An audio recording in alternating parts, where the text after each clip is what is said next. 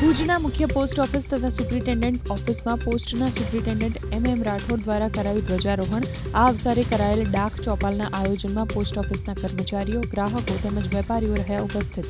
દરેક પોસ્ટ ઓફિસમાં આજે ચોપાલનું આયોજન કરવામાં આવ્યું છે। દરેક અમારા સ્ટાફને ઓફિસો ફાળવવામાં આવી છે। એ અલગ અલગ ગામોમાં, અલગ અલગ જગ્યાએ, અલગ અલગ સ્થળો પર પબ્લિકને ભેગું કરશે અને અમારી સ્કીમ વિશે જણાવશે, અમારી સર્વિસ વિશે જણાવશે। હિંમતનગરના પોલીસ પરેડ ગ્રાઉન્ડ ખાતે યોજાયેલ સ્વતંત્રતા પર્વની ઉજવણીના કાર્યક્રમમાં શિક્ષણ મંત્રી કુબેર ડિંડોર રહ્યા ઉપસ્થિત। ધ્વજવંદન બાદ શ્રેષ્ઠ કામગીરી કરેલ કર્મચારી અને અધિકારીઓનું કર્યું સન્માન। તો આ અવસરે તેઓએ રાજ્યના ગેરહાજર ઉપરાંત અનિયમિત શિક્ષકો અંગે શરૂ કરાયેલ કાર્યવાહીની આપી માહિતી। ભારત વિકસિત બને એના માટે આપણે બધા સંકલ્પ લઈને આપણે એમાં યોગદાન આપીએ। સાથે સાથે એક પેડ માં કે નામનો સંદેશ જે આપ્યો છે એ બધા જ આપણે આ દેશમાં વસનારા દરેક નાગરિક એક પેડ, એક વૃક્ષ ઉછેરે તો હરિયાળી ક્રાંતિ સર્જાય। એના માટે પણ આપણે બધા સહયોગી બનીએ। સાથે સાથે આ વ્યક્તિ નિર્માણ, પરિવાર નિર્માણ, સમાજ નિર્માણ અને રાષ્ટ્ર નિર્માણના કામમાં આપણે દરેક નાગરિકો સહભાગી બનીએ। છોટાઉદેપુર જિલ્લા કક્ષાની સ્વતંત્રતા પર્વની ઉજવણી નસવાડી રેવા જીન ખાતે જિલ્લા કલેક્ટર અનિલ ધમોલિયાના હસ્તે કરવામાં આવી।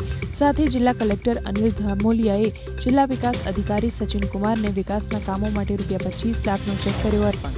ભારત પાકિસ્તાનની નડાબેટ બોર્ડર ખાતે BSFના IPS અભિષેક પાઠક દ્વારા કરાયું ધ્વજારોહણ। આ સાથે જ રંગારંગ કાર્યક્રમમાં ગુજરાત સહિત દેશના વિવિધ ભાગોમાંથી સહેલાણીઓ પણ રહ્યા ઉપસ્થિત।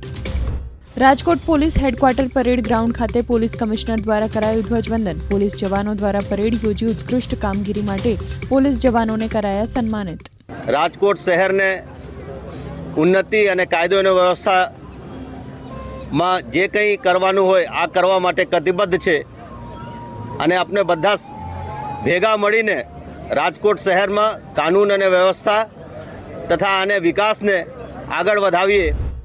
સુરેન્દ્રનગરના લખતર ખાતે જિલ્લા કલેક્ટર KC સંપટે કર્યું ધ્વજવંદન। પ્રાસંગિક પ્રવચનમાં દેશની આઝાદી માટે પોતાના પ્રાણને છાવર કરનારા શહીદ જવાનોને કરાઈ યાદ। તો વિવિધ વિભાગના તેમજ સેવાકીય કાર્ય કરનાર 75 જેટલા શ્રેષ્ઠ કર્મચારીઓને પ્રમાણપત્ર આપી કર્યા સન્માનિત। બાળકોનો ઉત્સાહ અને લખતરવાસીઓનો ઉત્સાહથી અમે પણ આનંદિત થયા છીએ। બાળકોએ ખૂબ સારી કૃતિઓ એ પ્રસ્તુત કરી અને આજે લખતર ખાતે એમ કહીએ કે એક વાઇબ્રન્ટ વાતાવરણ ઊભું થયું છે। અમરેલીના બગસરા મુકામે સ્વાતંત્ર્યતા પર્વની ઉજવણી અવસરે મંત્રી કુંવરજી બાવળિયાએ કર્યું ધ્વજારોહણ। આ અવસરે વિદ્યાર્થીઓએ વિવિધ સાંસ્કૃતિક કૃતિના માધ્યમથી દેશભક્તિની ગાથા રજૂ કરી। તો મંત્રી કુંવરજી બાવળિયાએ એક પેડ માં કે નામ અભિયાન અંતર્ગત માર્ચ 2025 સુધીમાં રાજ્યમાં 17 કરોડ વૃક્ષો વાવવાનો કર્યો સંકલ્પ। જેમણે વિશિષ્ટ પ્રતિભા, જેમણે કામગીરી ખૂબ સારી કરી છે એવા જુદી જુદા વિભાગના સૌ અધિકારી અને કર્મચારીઓને પણ અહીંથી પ્રમાણપત્રો આપીને સન્માનિત કરવાની પણ વ્યવસ્થા કરવામાં આવેલી। દીવના ફૂટબોલ ગ્રાઉન્ડ ખાતે જિલ્લા વહીવટીતંત્ર દ્વારા સ્વતંત્રતા દિવસની કરાઈ ઉજવણી। કાર્યક્રમના મુખ્ય મહેમાન દીવના જિલ્લા કલેક્ટર ભાનુપ્રભાએ ફરકાવ્યો ધ્વજ। તો બાલભવનના નેજા હેઠળ પોરબંદરની સંસ્કૃતિ परफॉर्मिंग आर्टના કલાકારોએ રજૂ કર્યા સુંદર सांस्कृतिक कार्यक्रमों। दीव प्रशासन ने यहाँ निर्मला माता हाई स्कूल के प्लेग्राउंड में आज एक सांस्कृतिक कार्यक्रम रखा। उस सब में आप सब हमारे साथ जुड़े, बहुत अच्छा लगा और आशा करते हैं दीव प्रगति की तरफ, विकास की तरफ ऐसे ही बढ़ता रहे और आने वाले सालों में हम दीव का एक नया बदलता हुआ चेहरा देखेंगे। અંકલેશ્વર ONGC કોલોની ખાતે 78મા સ્વાતંત્ર્ય દિનની કરાઈ ઉજવણી। ONGCના એસેટ મેનેજર વિજયકુમાર ગોખલેના વરદ હસ્તે કરાયું ધ્વજવંદન।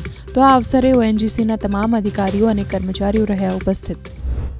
દ્વારકા જિલ્લાના કલ્યાણપુરની KK દાવડા હાઈસ્કૂલ ખાતે રાજ્યમંત્રી વિભુસિંહ પરમારે કર્યું ધ્વજારોહણ। ધ્વજારોહણ બાદ ઉત્કૃષ્ટ કામગીરી કરનારા અધિકારીઓ તથા કર્મચારીઓને પ્રમાણપત્ર આપી કર્યા સન્માનિત। તો કાર્યક્રમના અંતે મહાનુભાવો દ્વારા કરાયું વૃક્ષારોપણ। આખો દેશ તિરંગા યાત્રા અને હર ઘર તિરંગાથી સજ્જ છે અને આખો દેશ દેશભક્તિના રંગે રંગાયો છે।